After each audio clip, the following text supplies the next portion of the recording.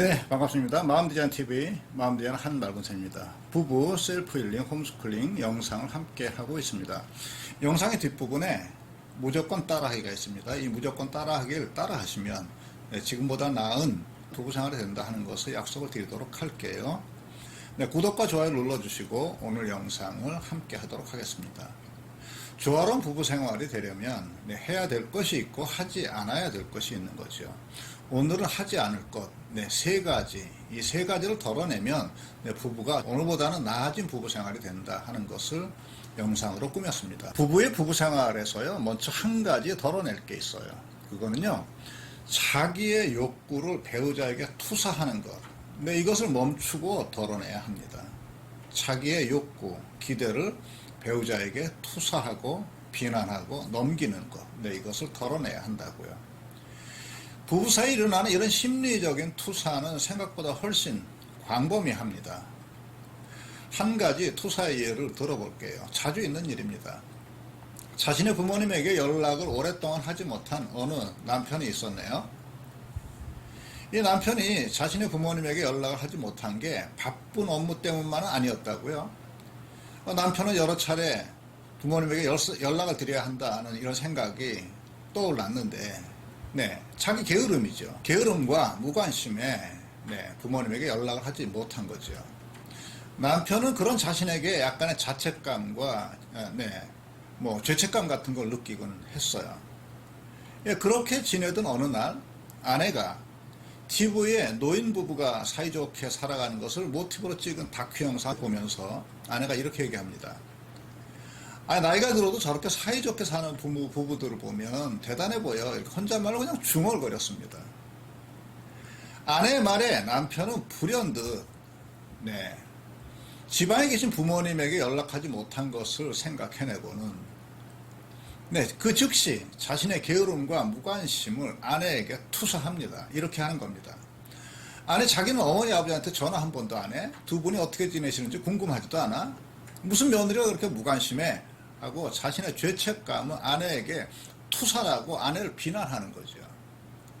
자신이 비난받아야 하는데 아내를 비난하는 겁니다. 남편은 자신의 게으름과 무관심을 아내에게 투사하면서 자기는 죄책감이나 죄의식에서 빠져나오는 겁니다. 전형적인 투사지요. 아내는 그 말을 듣고 왜 뜬금없이 지금 그런 말을 해? 연락하고 싶으면 당신이 하든가. 당신도 우리 부모님한테 연락 한 번도 안 한 건 마찬가지 아니야? 나만 시부모님한테 연락하라는 법이 있어? 당신도 내가 어머니 아버지한테 잘하길 바라면 장인 장모님한테 좀 살갑게 좀 해봐. 이렇게 투사와 방어, 합리화 이런 게 일어나는 겁니다. 그래서요, 부부관계가 조화롭게 되려면 이렇게 자신의 욕구를 투사하는 이런 소통을 그만해야 합니다. 어떻게 해야 하는지는 영상의 뒷부분에 무조건 따라하기에서 하도록 하겠습니다. 덜어낼 두 번째, 하지 말아야 될 두 번째가 있어요. 이거는 배우자의 자존감을 상하게 하는 부정적인 말 습관을 덜어내야 합니다. 당신이 하는 게 늘 그렇지. 이런 식으로 배우자를 비난합니다. 그 사람 자체를 비난하는 거예요. 몸매가 그게 뭐야? 돼지가 따로 없네. 눈도 없어? 아랫배 좀 봐. 이렇게. 배우자의 몸을 비하하는 것. 다른 사람들도 봐봐. 다른 사람은 당신같이 안 해. 이렇게 자신의 배우자와 다른 사람 비교하는 것은 배우자의 자존감에 치명적인 상처를 줍니다. 당신 생각 무슨 있어? 머리가 있어 없어? 머리는 뭐 장식품으로 달고 다녀?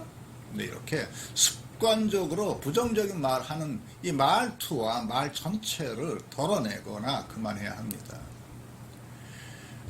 오늘 영상의 마지막 팁인 마지막 한 가지 덜어내기가 있습니다. 이것은요, 배우자에 대한 기대 수준을 조금 낮추고 삶에 대한 기대 수준을 조금 낮추는 겁니다. 이 기대 수준 낮추기는 조화로운 부부 생활의 가장 중요한 덕목이에요. 부부가 진정으로 행복한 관계가 되려면 배우자에 대한 자신의 기대를 조금 낮추고 삶에 대한 자신의 기대를 조금 낮추고 그래 이만하면 됐잖아. 이렇게 받아들이는 너그럽고 열린 마음이 있어야 해요.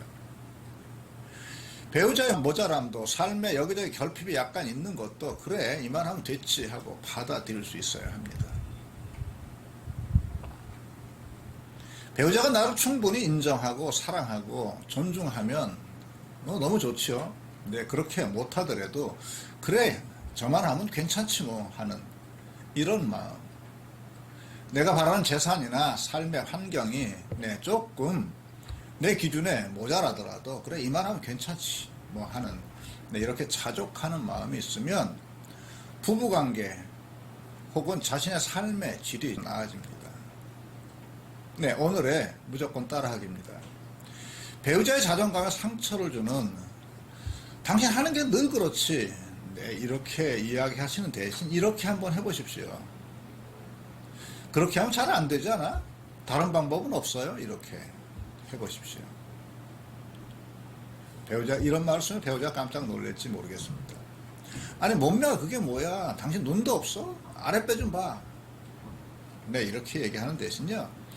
요즘 날씨도 좋은데 뭐 나랑 같이 운동을 좀 해볼까? 건강도 좀 챙겨 하지 않겠어? 어때? 네, 이렇게 해보시든지요. 당신 뭐 머리는 있어 없어? 무슨 뭐 생각이 있어? 당신 생각도 없이 사는 사람이야? 네, 이렇게 이야기하는 대신요. 당신 생각은 그래? 내 생각은 이만저만한데 당신 생각은 근데 어때요? 이렇게 말해보세요.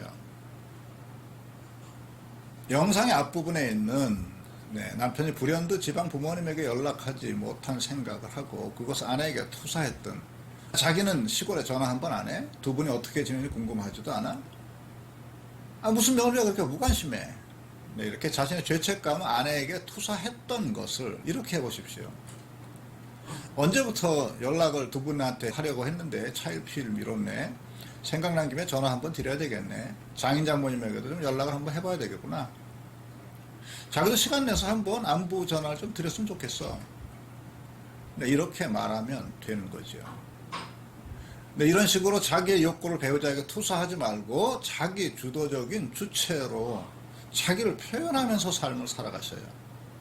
그리고요, 배우자에 대한 기대 수준을 조금 낮추고 삶에 대한 기대 수준을 조금 낮추고 이만하면 됐지 뭐 하고 살아가십시오.